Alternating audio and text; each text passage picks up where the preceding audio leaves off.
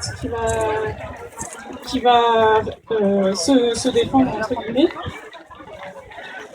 Il faut savoir que c'est un sport où on n'utilise pas la force, en fait. On utilise la force que met l'attaquant dans son attaque. Plus il va attaquer fortement, plus en fait celui qui va se défendre va utiliser la force de l'attaquant pour pouvoir trouver un point de déséquilibre et le déséquilibrer pour l'entraîner dans la chute. Donc c'est pour ça qu'on peut le pratiquer entre adultes et enfants par exemple, et on apprend en fait les gestes pour de bonnes chutes.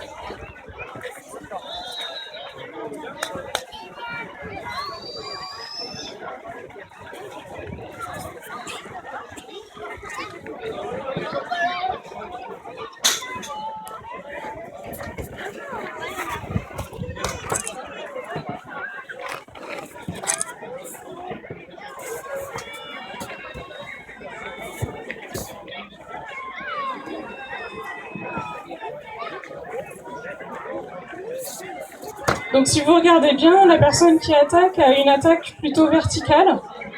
Et en fait, ça provient plutôt de l'utilisation de sabre, puisqu'en fait, l'aïkido est adapté, peut être réalisé sur des techniques qu'on peut faire soit à la main, soit avec des armes. Et donc l'attaque verticale qu'on réalise à la main se base en fait sur l'attaque au sabre.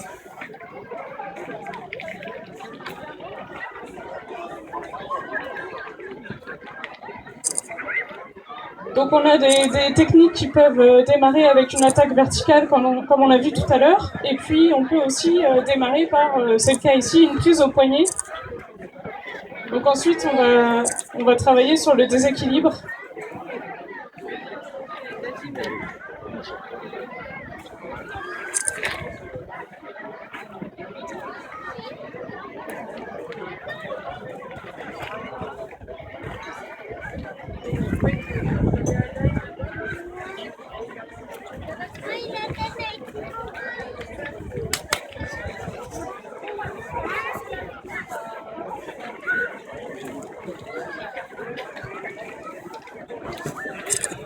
Alors l'aïkido, on peut le pratiquer également soit debout, soit à genoux, comme on a vu tout à l'heure. Les techniques peuvent être les mêmes, sachant qu'en fait, quand on est là, ils sont debout, mais quand on est à genoux, on travaille beaucoup plus le déplacement, on travaille beaucoup au niveau des hanches, et c'est beaucoup plus difficile de se déplacer à genoux que debout, forcément.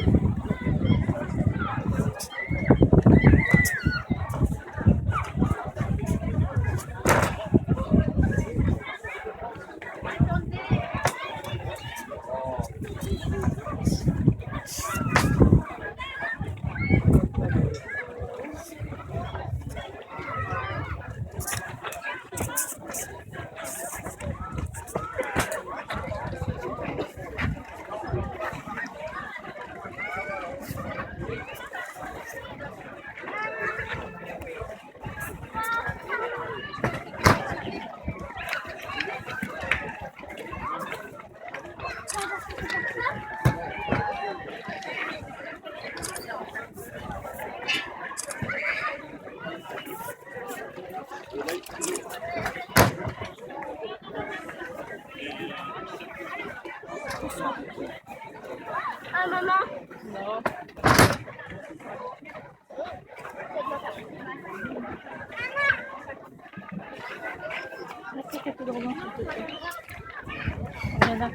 Donc là, vous voyez, on travaille différentes techniques avec différentes prises au départ.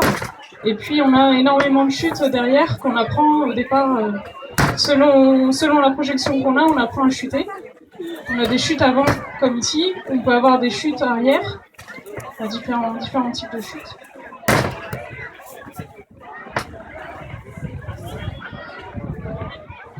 Il faut savoir que dans l'aïkido, il n'y a pas de compétition. On n'a pas de compétition parce qu'en fait, on travaille, donc vous voyez, à deux, c'est plutôt, on va dire, un échange entre partenaires. Il n'y a pas la volonté d'attaquer, etc. Les deux travaillent ensemble, c'est-à-dire que l'attaquant, s'il fait bien la technique, aura une bonne réponse de celui qui va recevoir l'attaque.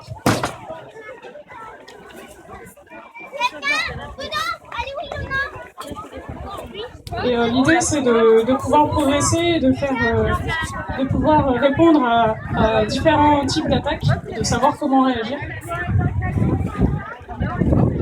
Donc là, on aborde une partie qu'on peut faire aussi pendant les cours, avec les armes. Donc, je vous disais tout à l'heure, les armes, on travaille des techniques qu'on peut faire également à main nue, en fait. Donc on a 3 types d'armes qui peuvent être utilisées. On a le jo, le boken et le tanto. Donc là, c'est le bâton.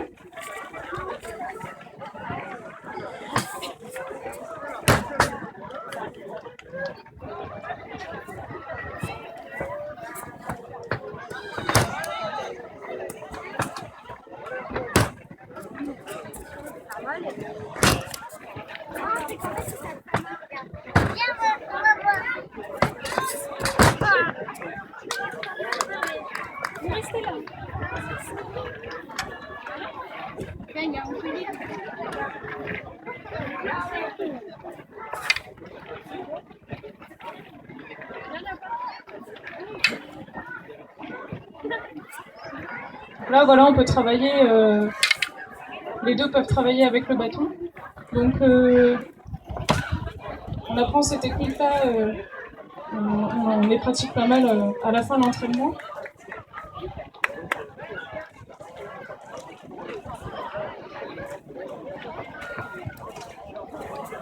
Alors ici, c'est ce qu'on fait en fin de cours, ce qu'on appelle la randori, c'est-à-dire que